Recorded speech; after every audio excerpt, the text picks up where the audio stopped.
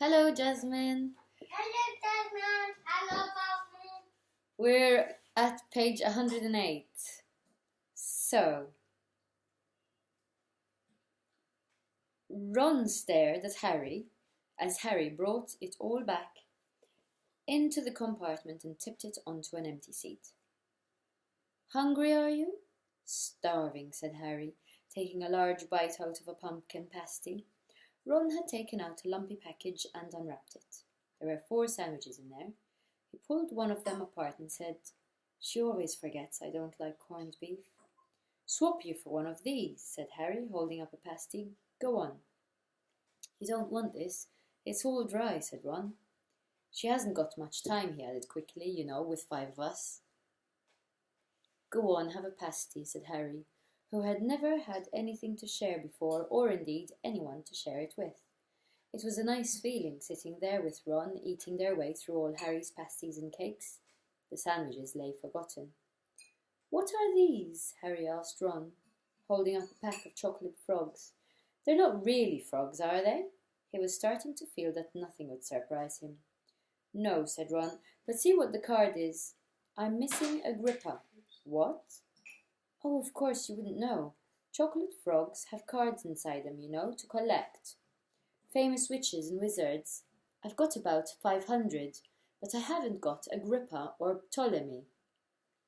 Harry unwrapped his chocolate frog and picked up the card. It showed a man's face. He wore half-moon glasses, had a long crooked nose, and flowing silver hair, beard, and moustache. Underneath the picture was the name Albus Dumbledore. "So this is Dumbledore," said Harry. "Don't tell me you've never heard of Dumbledore," said Ron. "Can I have a frog? I might get Agrippa." "Thanks." Harry turned over his card and read. Albus Dumbledore, currently headmaster of Hogwarts, considered by many the greatest wizard of modern times. Professor Dumbledore is particularly famous for his defeat of the dark wizard Grindelwald in 1945, for the discovery of the 12 uses of dragon's blood, and his work on alchemy with his partner, Nicholas Flamel. Professor Dumbledore enjoys chamber music and 10-pin bowling. Harry turned the card back over and saw to his astonishment that Dumbledore's face had disappeared. "He's gone." "Well, you can't expect him to hang around all day," said Ron. "He'll be back." "No, I've got Morgana again, and I've got about 6 of her. Do you want it? You can start collecting." Ron's eyes strayed to the pile of chocolate frogs waiting to be unwrapped. "Help yourself," said Harry. "But in, the Muggle world, people just stay put in photos." "Do they? What, they don't move at all?" Ron sounded amazed. "Weird." Harry stared as Dumbledore sidled back into the picture on his card and gave him a small smile. Ron was more interested in eating the frogs than looking at the famous witches and wizards cards, but Harry couldn't keep his eyes off them. Soon he had not only Dumbledore and Morgana, but Hengist of Woodcroft, Alberic Grunion, Circe, Paraclesus, and Merlin. He finally tore his eyes away from the druidess I don't even know how to say that, Cleodna, who was scratching her nose, to open a bag of Bertie's Bott's every flavoured beans. "You want to be careful with those," Ron warned Harry. "When they say every flavour, they mean every flavour, You get all the ordinary ones, like chocolate and peppermint and marmalade, but then you can get spinach and liver and tripe. Ooh. George reckons he had a bogey-flavoured one once." Ron picked up a green bean, looked at it carefully, and bit into a corner. "Ugh! See? Sprouts." They had a good time eating the every-flavoured beans. Harry got toast, coconut, baked bean, strawberry, curry, grass, coffee, sardine, and was even brave enough to nibble the end of a funny grey one Ron wouldn't touch, which turned out to be pepper. The countryside now, flying past the window, was becoming wilder. The neat fields had gone. Now there were woods, twisting rivers, and dark green hills. There was a knock on the door of their compartment, and the round-faced boy Harry had passed on platform 9 3/4 came in. Yes, you can. Hello, Jasmine. He looked tearful. Sorry, he said, but have you seen a toad at all? When they shook their heads, he wailed, I've lost him. He keeps getting away from me. He'll turn up, said Harry. Yes, said the boy miserably. Well, if you see him... He left. Don't know why he's so bothered, said Ron. If I'd brought a toad, I'd lose it as quick as I could. Mind you, I brought Scabbers, so I can't talk. The rat was still snoozing on Ron's lap. He might have died, and you wouldn't know the difference, said Ron in disgust. I tried to turn him yellow yesterday to make him more interesting, but the spell didn't work. I'll show you, look. He rummaged around in his trunk and pulled out a very battered-looking wand. It was chipped in places, and something white was glinting at the end. Unicorn's hairs nearly poking out.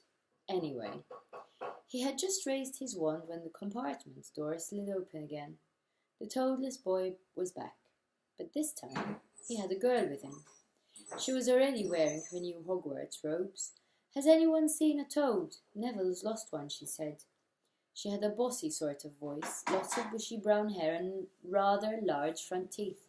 We've already told him we haven't seen it, said Ron. But the girl wasn't listening. She was looking at the wand in his hand. Oh, are you doing magic? Let's see it then. She sat down. Ron looked taken aback. All right, he cleared his throat. Sunshine, daisies, butter, mellow, turn the stupid fat rat yellow. He waved his wand, but nothing happened. Where is it? Sunshine, daisies, buttermellow, turn the stupid fat rat yellow. Scabbers stayed grey and fast asleep. Are you sure that's a real spell? Said the girl. Well, it's not very good, is it? I've tried a few simple spells just for practice, and it's all worked for me. Nobody in my family's magic at all. It was ever such a surprise when I got my letter, but I was ever so pleased, of course. I mean, it's the very best school of witchcraft there is, I've heard.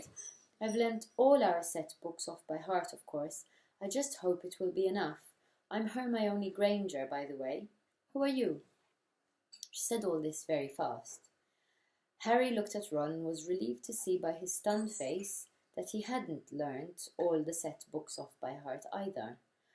I'm Ron Weasley, Ron muttered. Harry Potter, said Harry. Are you really? Said Hermione. I know all about you, of course.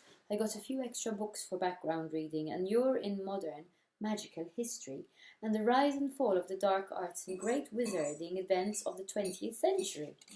Am I? Said Harry, feeling dazed. Goodness, didn't you know? I'd have found out everything if I could, if it was me, said Hermione. Do either of you know what house you'll be in? I've been asking around, and I hope I'm in Gryffindor. It sounds by far the best. I hear Dumbledore himself was one. But I suppose Ravenclaw wouldn't be too bad. Anyway, we'd better go and look for Neville's toad. You two had better change, you know. I expect we'll be there soon. And she left, taking the toadless boy with her. Whatever house I'm in, I hope she's not in it, said Ron. He threw his wand back into his trunk. Stupid spell. George gave it to me. Bet he knew it was a dud. What house are your brothers in? Asked Harry. Gryffindor, said Ron. Gloom seemed to be settling on him again. Mum and Dad were in it too. I don't know what they'll say if I'm not. I don't suppose Ravenclaw would be too bad. But imagine if they put me in Slytherin. That's the house you know who was in. Yeah, said Ron. He flopped back into his seat looking depressed. You know, I think the ends of Scabbers' whiskers are a bit lighter, said Harry, trying to take Ron's mind off houses. So what do your oldest brothers do now they've left, anyway? Harry was wondering what a wizard did once he'd finished school. Charlie's in Romania studying dragons, and Bill's in Africa doing something for Gringotts, said Ron. Did you hear about Gringotts? It's been all over the Daily Prophet. But I don't suppose you get that with the Muggles. Someone tried to rob a high-security vault. Harry stared. Really? What happened to them? Nothing. That's why it's such big news. They haven't been caught. My dad says it must have been a powerful dark wizard to get round Gringotts, but they don't think they took anything. That's what's odd. Of course, everyone gets scared when something like this happens, in case you know who's behind it. Harry turned this news over in his mind. He was starting to get a prickle of fear every time you know who was mentioned. He supposed this was all part of entering the magical world, but it had been a lot more comfortable saying Voldemort without worrying. What's your Quidditch team? Ron asked. I don't know any, Harry confessed. What? Ron looked dumbfounded. Oh, you wait, it's the best game in the world.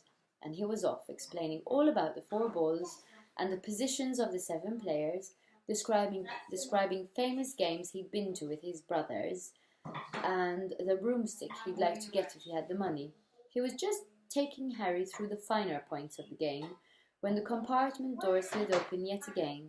But it wasn't Neville the Toadless Boy or Hermione Granger this time. 3 boys entered, and Harry recognised the middle one at once. It was the pale boy from Madame Malkin's robe shop. He was looking at Harry with a lot more interest than he'd shown back in Diagon Alley. Is it true? He said. They're saying all down the train that Harry Potter's in this compartment. So it's you, isn't it? So it's you, is it? Yes, said Harry. He was looking at the other boys. Both of them were thick-set and looked extremely mean. Standing either side of the pale boy, they looked like bodyguards. Oh, this is Crabbe, and this is Goyle, said the pale boy carelessly, noticing where Harry was looking. And my name's Malfoy, Draco Malfoy. Ron gave a silent cough, which might have been hiding a snigger. Draco Malfoy looked at him. Think my name's funny, do you? No need to ask who you are. My father told me all the Weasleys have red hair, freckles, and more children than they can afford. He turned back to Harry. You'll soon find out some wizarding families are much better than others, Potter. You don't want to go making friends with the wrong sort. I can help you there. He held out his hand to shake Harry's, but Harry didn't take it. I think I can tell who the wrong sort are for myself, thanks, he said coolly. Draco Malfoy didn't go red, but a pink tinge appeared in his pale cheeks. I'd be careful if I were you, Potter, he said slowly. Unless you're a bit politer, you'll go the same way as your parents. They didn't know what was good for them either. You hang around with riffraff like the Weasleys and that Hagrid, and it'll rub off on you. Both Harry and Ron stood up. Ron's face was as red as his hair. Say that again, he said. Oh, you're going to fight us, are you? Malfoy sneered. Unless you get out now, said Harry, more bravely than he felt, because Crabbe and Goyle were a lot bigger than him or Ron. But we don't feel like leaving, do we, boys? We've eaten all our food, and you still seem to have some. Goyle reached towards the chocolate frogs next to Ron. Ron leapt forward, but before he'd so much as touched Goyle, Goyle let out a horrible yell. Scabbers the rat was hanging off his finger, sharp little teeth sunk deep into Goyle's knuckle.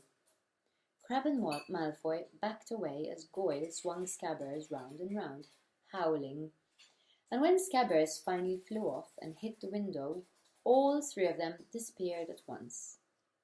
Perhaps they thought there were more rats lurking among the sweets, or perhaps they'd heard footsteps, because a second later Hermione Granger had come in. What has been going on? She said, looking at the sweets all over the floor, and Ron's picking up Scabbers by his tail. I think he's been knocked out, Ron said to Harry. He looked closer at Scabbers. No, I don't believe it. He's gone back to sleep. And so he had.